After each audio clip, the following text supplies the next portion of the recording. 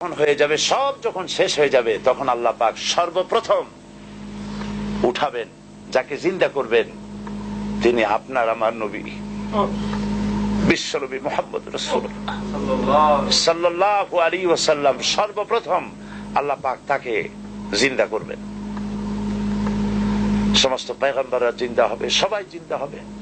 ওয়াইযাল কুবুরু বু'সিরাত, কোরআন শরীফের মধ্যে রয়েছে কাআন্নাহুম জারাদুম মুনতাশির। আমাদের দেশে বৈশাখ মাসে যখন বৃষ্টি হবে, মেঘ হয়েছে, তখন আপনারা দেখেছেন গ্রামে মাটি ফুঁড়ে ফুঁড়ে পোকামাকড় উঠতে থাকে। এই দৃশ্য দেখেছেন? কাআন্নাহুম জারাদুম মুনতাশির।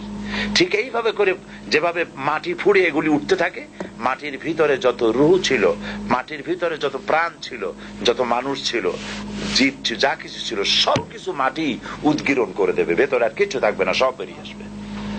সবগুলি উলঙ্গ অবস্থায়, খালি পায়ে, উলঙ্গ অবস্থায় আল্লাহ পাকের দরবারে উপস্থিত হবে। হযরত আয়েশা রাদিয়াল্লাহু তাআলা আনহা তিনি প্রশ্ন করেছেন, হে রাসূল, সকলকেই কি উলঙ্গ হয়ে উঠতে হবে? হুজুর বললেন হ্যাঁ। তিনি বললেন, তখন কি আমাদের শরম হবে না?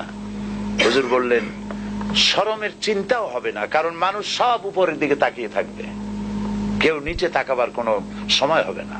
বিভীষিকা পূর্ণ দৃশ্য, জাহান্নামের গর্জন। কোরআন শরীফে আল্লাহ পাক বলেছেন, মানুষের আল্লাহর ভয়তে, জাহান্নামের ভয়তে কলিজা গলার কাছে চলে আসবে। এই ভয়াবহ দৃশ্য কিয়ামতের মাঠে হবে। সমস্ত পয়গম্বর নাফসি নাফসি করতে থাকবেন, আল্লাহ আমারে রক্ষা করো, আমারে বাঁচাও। কারো মনে থাকবে না কারো কথা। ইয়াওমা লা ইয়ানফাউ মালুন ওয়ালা বানুন, সন্তান সন্ততি, স্ত্রী পুত্র পরিজন দিয়ে কোনো উপকার কারো হবে না। কোন পীর সাহেব কাউকে সুপারিশ করার কোনো সুযোগ নাই। আল্লাহ পাক যাকে পারমিশন দিবেন, যার জন্য দিবেন, তিনি শুধু সুপারিশ করতে পারবে, আর কেউ না। কিয়ামতের দিন অনেক মুরিদ নিয়ে এক এক পীর উঠবে, মিথ্যে কথা। ওয়াকুল্লুহুম আতিহি ইয়াউমাল কিয়ামাতি ফারদা। আল্লাহ পাকের দরবারে একজন একজন করে হাজির হতে হবে। আল্লাহ পাক বলেছেন, আমার কাছে একজন একজন আসবা। মুর্দাবাদ জিন্দাবাদ দিয়া, স্লোগান দিয়া, মিছিল করিয়া আল্লাহর দরবারে যাওয়ার কোনো উপায় নাই। আল্লাহ আর তার বান্দা, সুবহানাল্লাহ। আল্লাহ প্রশ্ন করবেন, বল এইসব কাজ করছিস কিনা? আল্লাহর কাছে জবাব দেওয়া কি কঠিন হয়ে যাবে সেদিন। এই জন্য আল্লাহ রাসূল তিনি নিজে এই দোয়া পড়তেন, আল্লাহুম্মা হাসিবনি হিসাবান ইয়াসীরা। আয় আল্লাহ পাক, তুমি আমার সহজ হিসাব নাও। তো রাসূলুল্লাহ যদি সহজ হিসাব চান, তাহলে আমাদের উপায় কি? আল্লাহ তুমি আমাদের সহজ হিসাব নিও। রাসূলুল্লাহকে প্রশ্ন করা হয়েছে, হুজুর সহজ হিসাব কি? হুজুর বলেছেন, আল্লাহ যাকে মাফ করতে চাইবেন তাকে একটা পর্দার আড়ালে নিয়ে যাবেন, জিজ্ঞেস করুন, এই বান্দা এইসব কাজ করছো? এখন আল্লাহ জিজ্ঞেস করতেছেন, সে তো ভয়তে অস্থির হয়ে যাবে, কেন্দে পাগল হয়ে যাবে, আল্লাহ করে ফেলছি, আমার মাফ করে দাও।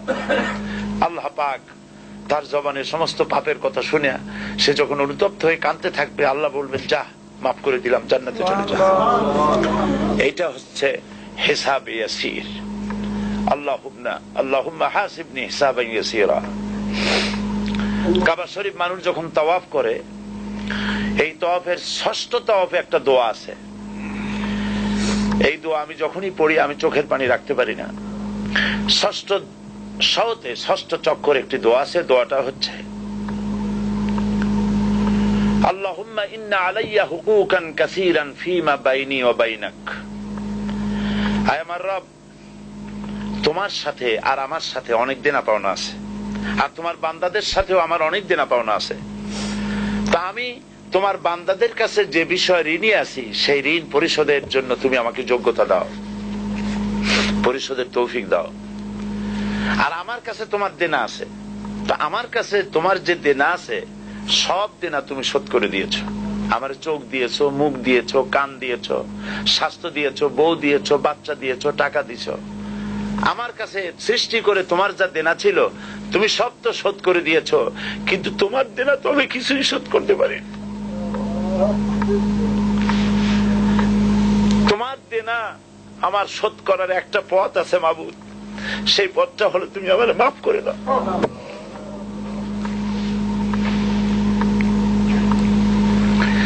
এইটা ছাড়া আমার কাছে কোনো পথ নাই মাবুদ। তুমি যদি কিয়ামতের দিন আমাকে প্রশ্ন করো যে যৌবন কাটাইছো কোন পথে, আমি তো জবাব দেওয়ার পথ রাখি নাই। আমি তো আমার যৌবনকে নষ্ট করে ফেলেছি।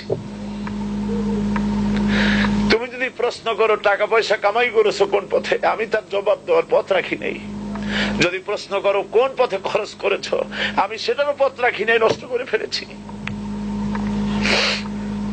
তুমি আমাকে ক্ষমা করে দাও।